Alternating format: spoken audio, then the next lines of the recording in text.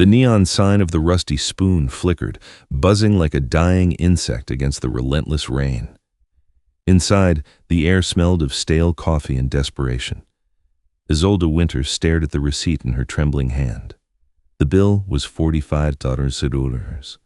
The tip line had been slashed through with a jagged black stroke of a fountain pen. 0.00. Resignation, heavy and familiar, settled in her chest. She looked at the empty booth where the man in the charcoal suit had sat, the man whose eyes looked like shattered glaciers. She reached out to clear the table, her anger flaring, until she lifted the untouched ceramic plate. There, resting on the scarred formica, was not a bill, but a cocktail napkin pressed flat. On it, written in the same jagged ink, were 5 words that would shatter her world. They found you. Don't run. Isolde Winter knew the rules of survival better than she knew the lines on her own palms. Keep your head down. Wear the scent blockers until your skin burns. Never look an alpha in the eye. For 3 years, she had been a ghost in the city of Oakhaven. To the world, she was just another waitress at the Rusty Spoon, a 24-hour diner that sat on the precarious edge between the glamorous high district and the crumbling slums. She was invisible, a beta by appearance, blending into the background of clattering silverware and sizzling grease. But beneath the cheap polyester uniform and the cloud of chemical blockers, she was an omega, a designation that, in this modern age, made her a commodity, a prize, or a target. Her shift had been brutal. The rain had driven in the worst kind of crowd, wet, angry, and demanding. By 2 a.m., her feet throbbed in rhythm with the flickering overhead light. "Table 4 needs water," her manager, Rick, barked from the pass-through window. Rick was a beta with a Napoleon complex and a sweat problem. "And stop daydreaming, Winter. You're on the clock, not on vacation." "On it, Rick," Isolde murmured, grabbing the pitcher. She didn't see him come in. Usually, when an alpha of any significance entered a room, the atmosphere changed. The air would thicken, charged with static electricity. But the man in booth 4 had arrived like a phantom. One moment the booth was empty, the next he was there. He was massive. That was the first thing she noticed. Even sitting down, his shoulders spanned the width of the red leather bench. He wore a suit that cost more than the diner itself, charcoal wool, tailored to perfection, straining slightly against the muscle beneath. But it wasn't his size that made Isolde's wolf whimper deep in her subconscious. It was the silence around him. The noisy chatter of the truck drivers at the counter had died down. The sizzle of the grill seemed muted. It was as if the world had held its breath. Isolde approached the table, forcing her breathing to remain steady. Just a customer, she told herself. Just a rich tourist slumming it. "Coffee?" she asked, her voice steady, though her hands gripped the pitcher tight enough to turn her knuckles white. The man turned his head slowly. When his eyes met hers, Isolde felt a physical jolt, like missing a step on a staircase. His eyes were a piercing, unnatural blue, cold and ancient. His face was sharp angles and rough stubble, a predator trying to pass as a gentleman. "Black," he said. His voice was a low rumble, a sound that vibrated in her chest cavity. "And the steak, rare, bloody." He didn't look at the menu. He looked at her. He wasn't looking at her face, though. He was looking at her neck, right where her scent gland was hidden beneath a layer of concealer and industrial-strength neutralizer. "Coming right up," Isolde managed, turning away quickly. Her heart was hammering a frantic rhythm against her ribs. "He knows," her instincts screamed. "He knows what you are." She spent the next 20 minutes hiding in the kitchen, pretending to organize silverware. When the order was up, she forced herself to deliver it. She placed the plate down, avoiding his gaze. "Is there anything else?" she asked. "No," he said. He didn't eat. He just watched her. His gaze was heavy, tactile. It felt like a physical weight pressing against her shoulders. "You look tired, Isolde." She froze. She hadn't worn her name tag today. "It's been a long night," she deflected, backing away. "Enjoy your meal." She watched him from the corner of her eye for the next hour. He didn't touch the steak. He drank the coffee slowly, his eyes never leaving the window, scanning the rainy street outside. He looked like a king guarding a fortress, not a man eating dinner. Then he stood up.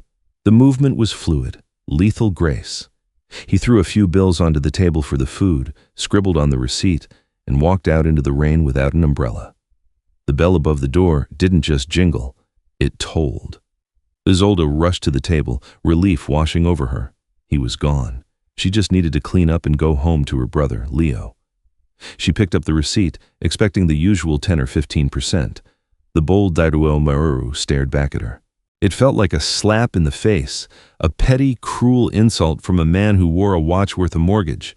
Anger, hot and bright, replaced her fear. "Typical," she muttered, snatching the receipt. "Rich, arrogant." She reached for the plate to bust the table. It was heavy, the steak cold and congealed. She lifted it. The napkin was there. "They found you. Don't run." The anger vanished. The blood drained from her face. The diner around her seemed to tilt. The handwriting was jagged, hurried, aggressive. It wasn't a prank. The sheer power radiating off the paper, a lingering scent of ozone, pine, and blood, told her exactly who had written it. That hadn't been just any alpha. That was Valerius Thorne, the alpha king of the Eastern Seaboard. A myth, a monster, and he knew her secret. Isolde's hands shook so hard she almost dropped the plate. She crumpled the napkin into her palm, shoving it deep into her apron pocket as Rick waddled over, wiping his forehead with a grease-stained rag. "What's the holdup, Winter? Table 6 is waiting on their check." I need to go," Isolde stammered. Her voice sounded foreign to her ears, tinny and distant. Rick blinked, his piggy eyes narrowing. "Excuse me? You've got 2 hours left on your shift? You walk out now. Don't bother coming back." Isolde looked at the diner, the cracked vinyl seats, the flickering lights, the life she had built to stay hidden. It was a miserable life, but it was safe, or so she had thought. "They found you." "I quit," she whispered, then louder. "I quit." She didn't wait for Rick's explosion. She untied her apron, threw it on the counter, and bolted out the back door into the alley. The rain hit her like a physical blow, icy and relentless. She gasped, the cold air burning her lungs. The alley was dark, smelling of rotting garbage and wet asphalt. Panic, blind and primal, clawed at her throat. "Don't run," that's what the note said. "Screw you," she hissed into the rain. She had to get to Leo. Her younger brother was waiting at their apartment 3 blocks away. He was sick, his immune system ravaged by the same genetic anomaly that made them both high-value targets to the pack hierarchies. If Valerius Thorne knew she was here, it meant the others, the rogue packs, the traffickers, the scientists, weren't far behind. She broke into a run, her sneakers splashing through puddles. Every shadow looked like a monster. Every car horn sounded like a hunting horn. She reached her building, a crumbling brick tenement that leaned tiredly against its neighbor. She fumbled for her keys, her fingers slippery with rain. She burst into the lobby, the smell of mildew and boiled cabbage assaulting her. "Leo!" she called out, sprinting up the stairs. "Leo, we have to go!" She reached the 4th floor. Her door was slightly ajar. Isolde froze. The silence of the hallway was heavy, unnatural. The door, which she always triple-locked, creaked softly in the draft. She pushed it open slowly. The apartment had been tossed, not just searched, destroyed. The sofa was slashed, stuffing exploding like snow. The small TV was smashed. The mattress was overturned. "Leo?" Her voice was a broken whimper. There was no answer, but there was a scent. It wasn't the ozone and pine of the Alpha King. It was something fouler, sulfur, rotting meat, unwashed fur, rogues. She stepped further into the room, glass crunching under her feet. On the wall, spray-painted in rough red letters, was a symbol, a broken circle with a jagged line through it, the mark of the severed, a rogue pack known for their brutality. They had Leo. Isolde's knees gave out. She sank to the floor, the devastation swirling around her. They had taken him. Because of her. Because she couldn't hide well enough. Then, she remembered the napkin. She pulled it out of her pocket, the paper damp and fragile. She smoothed it out on her knee. "They found you. Don't run." He had known. Valerius Thorne had known they were coming. Why didn't he stop them? Why didn't he warn her sooner? She flipped the napkin over. In the dim light coming from the hallway, she saw something she had missed in the diner. Written in fainter ink, barely visible against the damp paper, was a series of numbers and a single word. 47 de Warren 74 to W penthouse, coordinates, and a location. She stared at the note. Valerius Thorne, the man who ruled the supernatural underworld with an iron fist, the man who had supposedly killed his own father to take the throne, had left her a map. Was it a trap? Almost certainly. An Alpha King didn't help a stray Omega out of the kindness of his heart. He wanted something. But the rogues had Leo. and the rogues would kill him, or worse, use him to get to her. She had no weapons, no money, and no pack. Isolde stood up. Her fear was hardening into something cold and sharp. She wasn't the prey anymore. She was a mother wolf who had lost her cub. She grabbed a shard of glass from the broken mirror on the floor, wrapped the base in a torn strip of her shirt, and shoved it into her pocket. "You want me not to run?" she whispered to the empty room. "Fine, I'm coming to you." The coordinates led to the spire. It was the tallest building in Oakhaven, a monolith of black glass and steel that pierced the storm clouds. It was a fortress of wealth, the headquarters of Thorne Enterprises, and the seat of the Alpha King's power. Isolde stood across the street, drenched to the bone, shivering violently. She looked like a drowned rat, out of place among the sleek black limousines and the doormen in tails. She had no plan. She just had a napkin and a shard of glass. She crossed the street, ignoring the blaring horn of a taxi. She marched up the marble steps to the massive revolving doors. A security guard, a beta with a jaw like a cinder block, stepped in her path. "Deliveries are in the back, sweetheart," he grunted, looking her up and down with a sneer. "I'm not a delivery," Isolde said, her voice surprisingly steady. She held up the napkin. "Valerius Thorne left this for me." The guard laughed. It was a dry, ugly sound. "Right, and I'm the Queen of England. Beat it, junkie, before I call the cops." He reached out to grab her arm. Isolde flinched, but before his hand could make contact, the air pressure in the lobby dropped. The automatic doors behind the guard hissed open. A woman stepped out. She was tall, impeccable, wearing a white suit that looked dangerously bright in the gloom. Her hair was pulled back in a severe bun, and her scent was crisp, lemon and steel, a high-ranking beta. "Let her through, Marcus," the woman said. Her voice was cool, efficient. The guard froze. "Ms. Vane, this person claims—" "I know who she is," the woman, Ms. Vane, interrupted. She looked at Isolde, her expression unreadable. "He's waiting for you. Top floor, private elevator." Isolde hesitated. "Why?" "Because you are late," Ms. Vane said simply. Isolde swallowed hard, stepped past the stunned guard, and followed the woman into the lobby. The interior was cathedral-like, all echoing marble and abstract art. Ms. Vane led her to a silver elevator that had no buttons, only a panel that scanned her palm. "He doesn't like to be kept waiting," Ms. Vane said as the doors closed, leaving Isolde alone in the rising box. The ascent was smooth and fast. Her ears popped. She watched the numbers climb, 40, 50, 60, 90. The doors opened directly into a penthouse that was larger than her entire apartment building. One wall was entirely glass, overlooking the city that sparkled like a bed of jewels through the rain. The room was dark, lit only by the city lights and a roaring fire in a massive stone hearth. Valerius Thorne stood by the window, his back to her. He had shed his suit jacket, his white dress shirt was unbuttoned at the collar, sleeves rolled up to reveal forearms corded with muscle and inked with ancient runic tattoos. "You didn't listen," he said. He didn't turn around. "You wrote 'Don't run,'" Isolde snapped, stepping into the room. She kept her hand in her pocket, gripping the glass shard. "I didn't run. I came here." "I meant don't run home." Valerius turned slowly. The firelight danced in his icy eyes. "But you went anyway. Sentimental. Foolish." "They took him," Isolde's voice cracked. "They took Leo." "I know." Valerius walked toward her. He moved like a jungle cat, silent and terrifyingly controlled. "The Severed. They've been tracking your bloodline for months. I intervened at the diner to buy you time. You wasted it." "You intervened by leaving a cryptic note and zero tip?" Isolde yelled, her anger overriding her self-preservation. "You could have warned me. You could have stopped them." "I am not your savior, Isolde." Valerius stopped 3 feet from her. The power rolling off him was suffocating. It smelled of storm clouds and dominance. "I am a businessman, and right now you are a liability." "Then why am I here?" she challenged, tilting her chin up, exposing her neck, a gesture of defiance, not submission. Valerius's eyes dilated. He stared at her throat for a second too long. "Because," he said, his voice dropping to a gravelly whisper, "the Severed didn't take your brother to kill him. They took him as bait, to catch the real prize." "Me?" Isolde asked. "No," Valerius said. He took another step closer, invading her personal space. The heat radiating from him was intoxicating. "They want you to lure me." Isolde blinked, confused. "You? I don't even know you." "Don't you?" Valerius reached out. His hand, large and warm, hovered near her face but didn't touch her. You've been hiding, Isolde. Hiding your scent, hiding your lineage. But you can't hide what you are to me.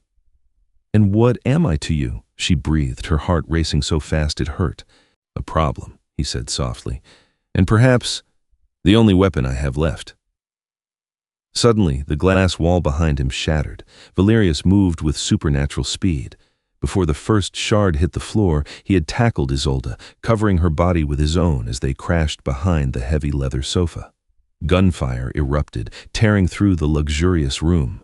Men in tactical gear repelled through the broken window, their scents acrid and wrong. "Stay down!" Valerius growled into her ear, his weight heavy and protective. His eyes were glowing now, a brilliant, terrifying gold. The Alpha had surfaced.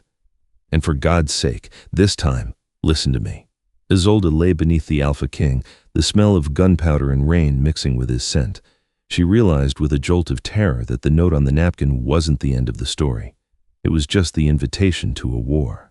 The world exploded in a cacophony of shattering glass and automatic gunfire. Isolde was pressed flat against the Persian rug, the heavy weight of the Alpha King shielding her from the hail of bullets. The smell of him, ozone, pine, and the coppery tang of blood, filled her senses, overwhelming the acrid scent of gunpowder. "Stay," Valerius commanded. It wasn't a suggestion, it was an order woven with Alpha command, vibrating in her bones. He moved before she could argue. Valerius Thorne didn't just stand up, he uncoiled. He vaulted over the leather sofa, moving faster than human eyes could track. To Isolde, he was a blur of charcoal wool and lethal intent. The tactical team, dressed in black gear with no insignias, didn't stand a chance. They were professionals, clearly, coordinated, ruthless, but they were fighting a myth. Valerius didn't use a gun. He used the room. He grabbed a marble bust from a pedestal and hurled it with the force of a cannonball, crushing the chest of the lead gunman. He closed the distance on the second man, tearing the rifle from his hands and snapping it in half like a dry twig. The sound of bones breaking was sickeningly wet. Isolde scrambled backward, her hand tightening around the glass shard in her pocket. It felt pathetically small against the violence unfolding before her. "Target acquired!" A mechanical voice crackled from the doorway. More men. These ones were different, bulkier, their movements twitchy and unnatural, rogues on combat stims. Valerius roared. It wasn't a human scream. It was the sound of a tectonic plate shifting. His eyes were burning gold, the pupils blown into vertical slits. Claws, obsidian black and razor sharp, tore through the fingertips of his expensive shirt. He met the wave of rogues in the center of the room. It was a massacre. He moved like a dancer, a brutal ballet of elbows, knees, and claws. He didn't just fight, he dismantled them. But there were too many. A sniper shot from the broken window grazed his shoulder, spinning him around. Another bullet caught him in the thigh. "Valerius!" Isolde screamed. He didn't slow down, but she saw the grimace. He was bleeding. He was mortal. He grabbed the nearest rogue by the throat and threw him through the remains of the glass wall, sending him plummeting 40 stories down into the rainy night. Then he turned to Isolde. "We leave. Now." He sprinted toward her, grabbed her by the waist, and didn't stop. He ran straight for the broken window. "What are you doing?" she shrieked, realizing too late his trajectory. "Trust me." They hit the open air. For a terrifying heartbeat, there was nothing but wind and rain and the vertigo-inducing drop of the Oakhaven skyline. Isolde screamed, burying her face in his chest. Valerius twisted in midair, his body rigid. He slammed his claws into the steel girder of the neighboring building, a half-constructed skyscraper wrapped in scaffolding. Screech!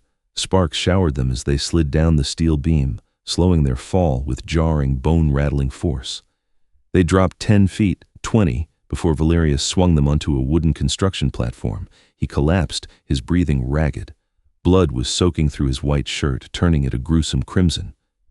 Isolde scrambled out of his grip, her legs jelly. You just jumped off a building."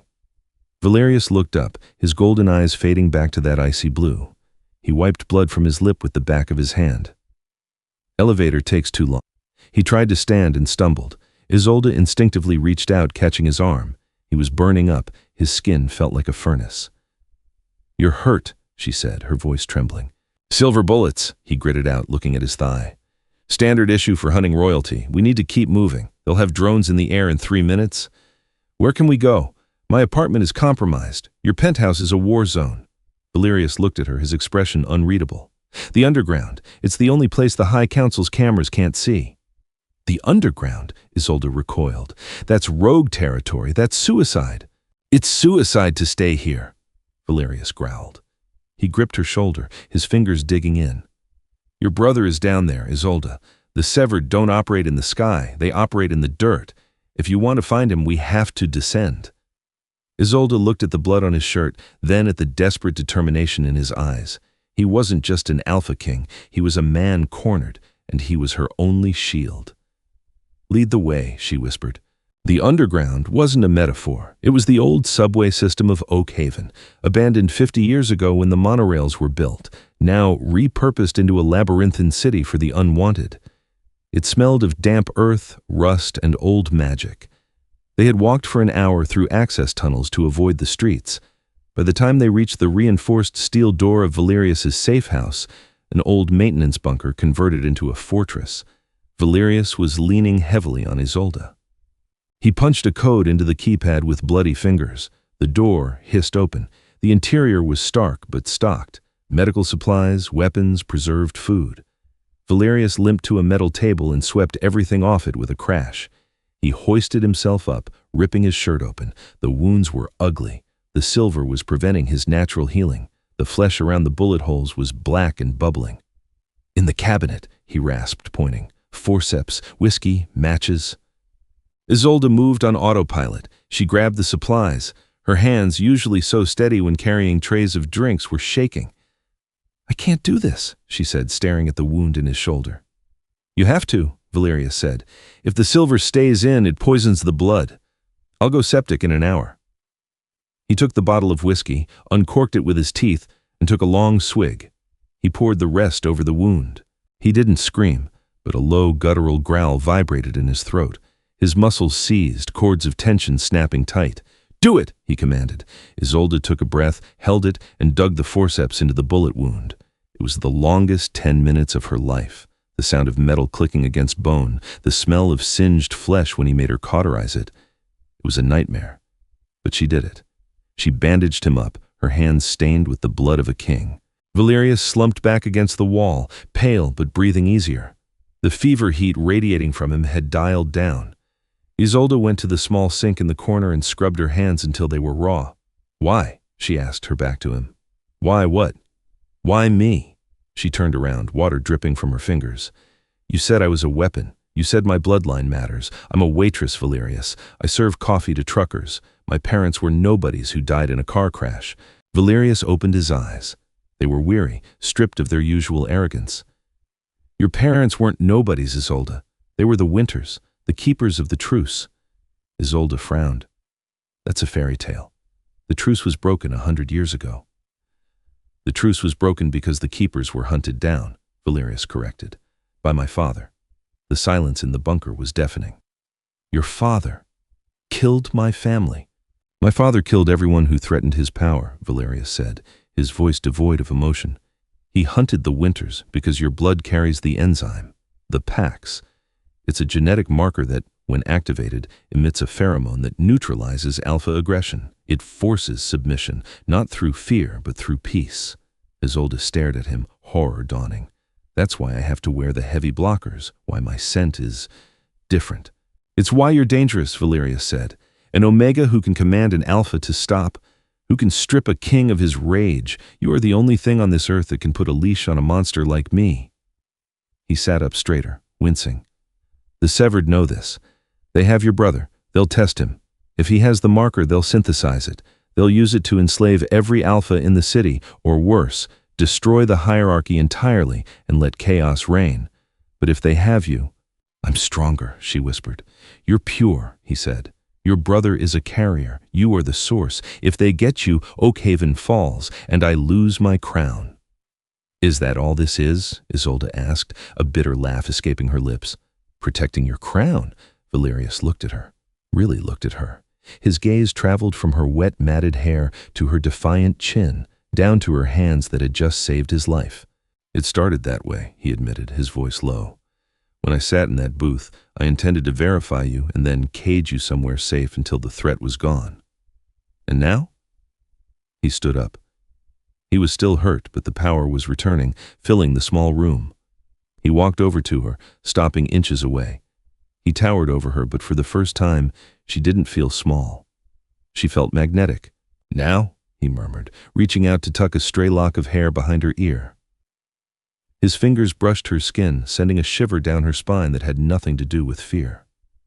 "Now, I realize that you are the only person in 10 years who has seen me bleed and didn't try to twist the knife." The air between them crackled. It was wrong. He was the son of her family's murderer. He was the king of a corrupt system. But God help her when he looked at her like that, like she was the only fire in a frozen world. She wanted to burn. "We need to find Leo," she said, her voice breathless. Valerius pulled his hand back, the mask of the king sliding back into place. "Yes, we do. And to find him, we have to go to the Court of Rust."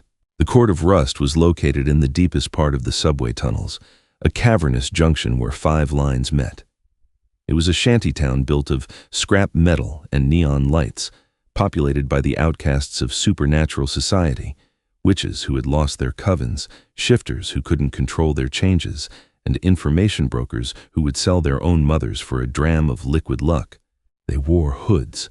Valerius moved with a limp he carefully concealed, his presence suppressed to a dull hum. Isolde stuck close to his side, her hand gripping the back of his coat. "Don't speak to anyone," Valerius murmured. "Don't make eye contact, and whatever you do, don't let them smell your fear." "I'm terrified," she hissed back. "Good. Fear keeps you sharp." They navigated the crowded market. Stalls sold everything from cursed amulets to organs in jars. The noise was overwhelming, a cacophony of different languages and animal growls. They stopped before a massive tent made of stitched-together velvet curtains. A sign above it read, "Madame Orla, seer of what is lost." "Orla owes me a favor," Valerius said, "but she hates me. Be ready." They pushed inside. The tent smelled of incense and rotting lilies. Sitting on a pile of cushions was a woman who looked like she was made of dried parchment and bird bones. Her eyes were milky white, blind. "I smell a king," Madame Orla croaked, her voice like grinding stones. "A bleeding king." "Orla," Valerius said, dipping his head slightly, "I need eyes." "You need a lot of things, Valerius Thorne," the witch cackled. "You need a heart, you need a conscience, but today you come for a boy." Isolde stepped forward. "Where is he?" Orla's blind head snapped toward Isolde. She sniffed the air. "Ah, the winter flower, the quiet one, the pacifier." "Where is my brother?" Isolde demanded, her fear replaced by the fierce need to find Leo. "The boy is in the silo," Orla said, her voice dropping to a whisper. "The old grain storage on the west docks. But he is not alone. The severed have called a gathering. They are auctioning him off at dawn." "Auctioning him?" Isolde gasped. "To the highest bidder," Orla grinned, revealing blackened teeth, "or to the one who wishes to extract the most marrow." Valerius stiffened. "Who is the buyer?" "Oh, many are interested," Orla mused. "But the one leading the bid, he is familiar to you, King. He smells like cheap cologne and resentment." Valerius's face darkened. "Rick." Isolde blinked. "Rick? My manager? The sweaty guy who yells about water refills?" "Rick isn't a beta," Valerius said, his voice cold as ice. "He's a dormant gamma, a spy. He's been watching you for years, reporting to the severed. He was the spotter." "He sold me out," Isolde whispered, the betrayal stinging. "For what, money?" "Power," Orla said, "always power. But be warned, King. The silo is a trap. They know you are coming. They want you to come. The boy is the bait, but the trap is designed for a beast." "Let them try," Valerius growled. He threw a heavy gold coin onto the rug in front of Orla. "Wait," Orla said as they turned to leave. "One more thing, girl." Isolde stopped. "The boy. He has changed," Orla said softly. "Pain changes the blood. Do not expect to find the brother you lost. You may find a stranger." Isolde felt a chill that had nothing to do with the damp tunnel air. "What does that mean?" "It means," Valerius said, grabbing her arm and pulling her out of the tent, "that we're running out of time." Outside, the market seemed louder, more hostile. Shadows lengthened. "The west docks are 5 miles from here," Valerius said, checking his watch. Dawn is in 4 hours. We can't walk it. How do we get there? Valerius looked toward a group of rough-looking bikers, war-bears by the size of them, drinking near a fire barrel. Their motorcycles were heavy, iron monstrosities. We steal a ride, Valerius said. You're injured, Isolde argued. You can't fight a biker gang. I don't intend to fight them, Valerius said, a wicked, charming smile touching his lips for the first time. It transformed his face, making him look less like a monster and more like the reckless boy he might have been before the crown broke him. I intend to challenge them. He walked toward the biggest biker, a man with a beard like a thicket of wire. Nice bike, Valerius said. I'll race you for it. The biker laughed, a booming sound. You? You look like you're about to fall over, pretty boy. Then it should be easy money, Valerius said. He pulled a ring off his finger, a heavy signet ring with the thorn crest. This is worth more than your life. If I win, I take the bike. If you win, you get the ring and the girl. Isolde gasped. Valerius. Deal, the bear grunted, eyeing Isolde hungrily. Valerius looked back at her. His eyes held a terrifying confidence. Get on the back, Isolde, and hold on tight. I never lose. As Isolde climbed onto the back of the bike behind Valerius, pressing her chest against his back, she felt the heat of him, the raw power thrumming beneath his skin. He was gambling with her life. He was arrogant, dangerous, and infuriating. But as the engine roared to life, drowning out her doubts, she realized one terrifying truth. She trusted him. The roar of the stolen motorcycle cut through the pre-dawn fog like a chainsaw.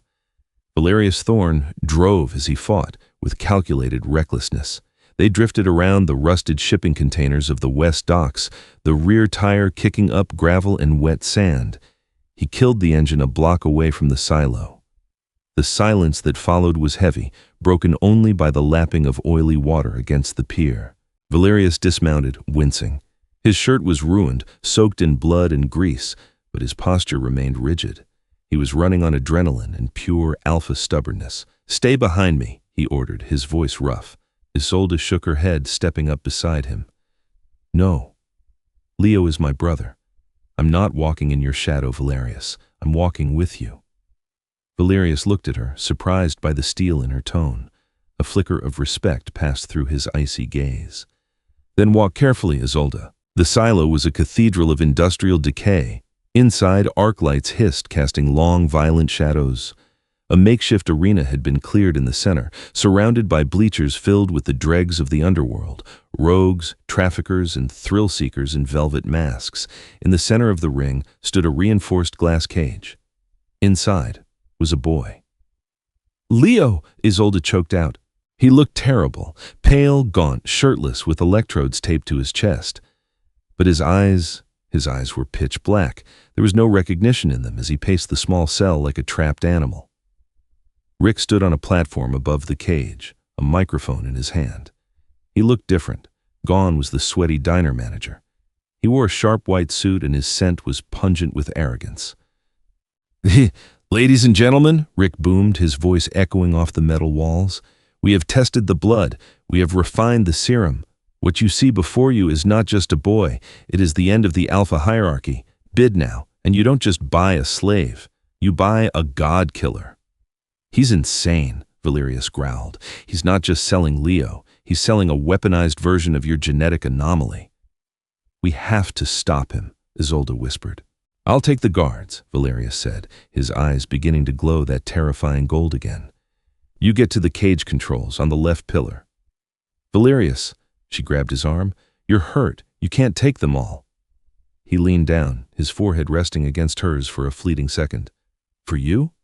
I could take on hell itself. He pulled away and let out a roar that shattered the humid air. Rick! The arena went silent. Every head turned. Valerius stepped into the light, bloody, limping, but looking every inch the king he was. I believe, Valerius said, his voice carrying without a microphone, that is my property you are trying to sell. Rick's smile faltered, then widened into a sneer. Ah, the king of cinders, you're late, but don't worry, we saved a seat for you. Kill him. The crowd erupted. Chaos descended. Valerius moved into the throng of guards like a scythe through wheat. Despite his injuries, his rage made him formidable. He was a whirlwind of claws and dominance, throwing rogues into the stands, snapping limbs, moving with a brutality that terrified Isolde even as it saved her path. She sprinted for the control pillar. A rogue lunged at her, a massive wolf shifter with slavering jaws. Isolde didn't run. She remembered Valerius's words, "You are the weapon." She pulled the glass shard from her pocket, but instead of stabbing, she reached deep inside herself, finding that pool of calm she had spent her whole life suppressing. The Pax. "Sit!" she screamed. It wasn't an alpha command. It didn't force submission through pain. It washed over the rogue like a wave of anesthesia. The wolf faltered, his eyes glazing over, his aggression evaporating into confusion. He sat down, whining. Isolde didn't wait. She scrambled up the ladder to the control panel. Below, Valerius was slowing down. The silver poisoning was catching up to him. He took a heavy blow to the ribs from a sledgehammer-wielding guard and went down to one knee. "Finish him!" Rick screamed, "and release the asset!" Rick slammed his fist onto a red button on his own remote. The glass cage shattered. Leo didn't just walk out, he exploded out. He moved with unnatural speed, his body contorting. The serum had forced a shift. He wasn't a wolf, he was something ancient and wrong, a creature of bone and shadow. He ignored the crowd. He locked onto the strongest power source in the room, Valerius. "Leo, no!" Isolde screamed, fumbling with the controls, trying to override Rick's command. The creature that was her brother lunged at the Alpha King. Valerius barely got his arms up in time. Leo slammed into him, driving him back into the concrete wall with bone-crushing force. Valerius didn't fight back. He blocked, he dodged, but he kept his claws sheathed. "Fight back!" Rick laughed from the platform. "Kill the boy to save yourself, King. Show her what a monster you really are." Valerius took a slash across the chest. Fresh blood sprayed. He looked up at Isolde, his eyes meeting hers across the chaos. He shook his head. He wouldn't kill her brother, not even to save his own life.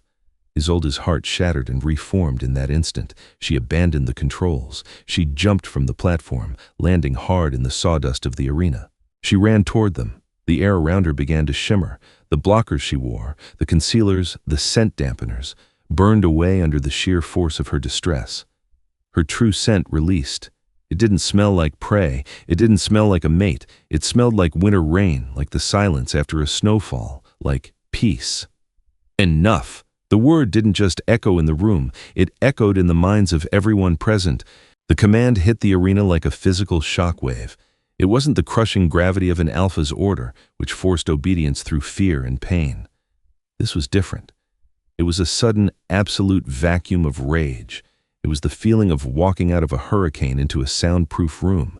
The effect was instantaneous and terrifyingly absolute. The rogues fighting in the stands froze mid-swing. Knives clattered to the concrete. Guns dropped from numb fingers. Men and women who had been screaming for blood a moment ago blinked, dazed as the adrenaline was scrubbed from their bloodstreams. The crimson haze of the wolf was stripped away, leaving only the confused, docile humanity beneath. In the center of the ring, the monster froze. Leo, or the creature he had become, stood with his obsidian claws hovering inches from Valerius's exposed throat. The blackness that had swallowed his eyes began to swirl, receding like a tide going out. The creature twitched, letting out a sound that was half growl, half sob. The serum-induced fury was warring with the ancient pacifying magic flooding the air, but the Pax was winning. It was biology. It was inevitable. Valerius slumped against the scarred concrete wall. His chest heaved, blood dark and glossy on his white shirt. He didn't look at the claws near his jugular. He looked past them. His gaze was fixed on Isolde, wide and unguarded. He didn't look pacified. He looked awestruck. For a man who had spent his life surrounded by violence, who ruled through the threat of death, the sudden quiet was a revelation. Isolde walked forward. The sawdust crunched under her sneakers, the only sound in the cavernous silo. She wasn't an Omega waitress anymore. She wasn't the girl hiding in the back of a diner. She was the Winter. She was the keeper of the truce. Her scent filled the space, cool and crisp, smelling of fresh snow and old promises. She walked straight to the monster. She didn't flinch at the smell of rot and chemicals coming from him. She reached out a hand. "Leo," she said, her voice soft but carrying to the rafters. "Come back." The creature whimpered. It was a heartbreaking human sound. The unnatural bones in his back cracked and shifted as the forced transformation began to reverse. Muscle spasms rocked his frame. Slowly, painfully, the shadow beast shrank. The fur receded, the claws retracted. He collapsed forward, no longer a monster, but a terrified, weeping boy covered in sweat and grime. Isolde caught him. She sank to her knees, pulling his head to her chest, rocking him as he sobbed. "I've got you," she whispered into his hair. "I've got you." A screech of metal from above broke the spell. Rick was gripping the railing of the platform, his face purple with exertion. He was fighting it. His ambition, his greed, his sheer hatred was trying to claw its way through the blanket of peace Isolde had cast. "No! No!" Rick shrieked, though his voice lacked its usual thunder. "It's impossible! The dosage was lethal! Kill them! I paid you to kill them!" He fumbled for the gun in his jacket pocket. He pulled it out, aiming down at the huddle of bodies in the ring. "Kill them all!" He tried to pull the trigger. His fingers spasmed. His hand shook violently, fighting his own nervous system. The Pax wasn't just a mood. It was a biological imperative. In the presence of the source, violence was physically impossible. His brain sent the signal to fire, but his nerves refused to deliver it. Isolde stood up slowly. She left Leo safe on the ground and turned her gaze upward. Her eyes were blazing with a cold blue fire that matched Valerius's, but where his burned with dominance, hers burned with judgment. "You can't," Isolde said. She didn't shout. She didn't have to. "Because you are small, Rick, and hate is so very heavy." "I am a kingmaker," Rick sobbed, tears of frustration streaming down his face as he wrestled with the gun. "I am—" "Sleep," she whispered. It wasn't a suggestion. It was a lullaby woven from iron. Rick's eyes rolled back in his head. The gun slipped from his fingers, clattering uselessly to the floor. His knees buckled. He collapsed over the railing, tumbling down into the safety net below, landing in a heap of unconscious white fabric. Isolde turned back to the arena. Hundreds of eyes watched her from the stands. There was no aggression left in them, only fear, awe, and a desperate confusion. They were predators who had suddenly forgotten how to hunt. She looked down at Valerius. The Alpha King was still leaning against the wall, favoring his injured leg. He looked at the unconscious Rick, then at the pacified crowd, and finally at Isolde. He pushed himself off the wall, wincing as his wounds stretched. He limped toward her. Isolde held her breath. The Pax neutralized aggression, but Valerius was strong, stronger than any Alpha she had ever encountered. Would he hate her for this, for stripping him of his greatest weapon, for forcing peace upon a creature of war? Valerius stopped 2 feet from her. He looked down, his expression unreadable. Then, slowly, deliberately, he lowered himself. He winced as his injured knee hit the concrete, but he didn't stop. Valerius Thorne, the Alpha of Alphas, the king of the Eastern Seaboard, dropped to one knee before Isolde Winter. A collective gasp ripped through the silence of the silo. This wasn't the forced submission of a defeated wolf. The Pax couldn't make a king kneel. It could only stop him from attacking. This was a choice. Valerius bowed his head, exposing the vulnerable curve of his neck to her, the ultimate sign of trust. "Why?" Isolde whispered, her heart hammering against her ribs. Valerius looked up. His eyes were clear, the gold gone, leaving only that piercing glacial blue. But the ice had melted. "The Pax suppresses aggression, Isolde," he said, his voice rough with emotion, ringing with absolute conviction. "It strips away the rage, but it leaves the truth behind." He reached out, taking her hand in his bloody, scarred one. "And the truth is," he continued, "a king does not bow to power. He bows to peace. You have done what an army could not. You have ended the war." Isolde looked at him, really looked at him. She saw the exhaustion, the pain, but also the liberation. He wasn't kneeling because he had to. He was kneeling because, for the first time in his life, he didn't have to fight. "Stand up, Valerius," she said, her voice trembling. He offered a ghost of a smile, one that touched his bruised lips and softened the sharp angles of his face. "As you wish, my queen." He stood, swaying slightly. He didn't let go of her hand. Isolde squeezed it back. And in the center of the court of rust, amidst the wreckage of a broken hierarchy and the smell of ozone and rain, a new alliance was forged. not of dominance and submission, but of fire and ice. The era of the Alpha King was over. The reign of the Winter Throne had begun. The sunrise over Oakhaven was blindingly bright, painting the city skyline in hues of gold and rose. Isolde sat on the edge of the penthouse terrace, the glass wall now repaired. Leo was asleep in the guest room, heavily sedated but healing, surrounded by the best doctors money could buy. Valerius stepped out onto the balcony. He wore a fresh suit, though his arm was in a sling. He held 2 cups of coffee. "Black," he said, handing her one. "No sugar." "I like sugar," she smiled, taking the cup. "I'll make a note." He sat down beside her, close enough that their shoulders touched. They watched the city wake up. The news was already spreading. The dissolution of the Severed, the arrest of the traffickers, and the rumors of a new power at the king's side. "You saved me," Valerius said quietly. "Back there. You didn't just save your brother.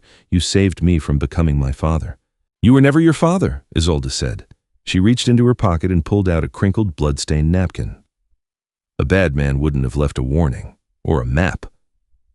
Valerius looked at the napkin, then at her.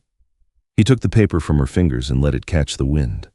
They watched it flutter down, spiraling toward the streets below. "I have a new rule for the kingdom," Valerius said. "Oh? What's that?" "Mandatory tipping," he grinned, the expression reaching his eyes. "And Omega representation on the High Council." Isolde raised an eyebrow. "Just representation?" "Co-rule," he corrected, his voice dropping to that rumble that made her heart stutter. He turned to her, his gaze intense and full of promise. "If you'll have me." Isolde looked at the Alpha King, the monster she was told to run from, the man who had jumped off a building for her, the king who had knelt in the dirt. She leaned in, her lips brushing his. "I might consider it," she whispered, "but first I think you owe me that steak." The Alpha King and the Omega Waitress proved that love isn't about who commands and who obeys. It's about finding the one person who brings you peace in a world of war. If you enjoyed this story of forbidden power and fated love, please like, share, and subscribe for more tales from the Oakhaven Chronicles. Let me know in the comments, what would your wolf do?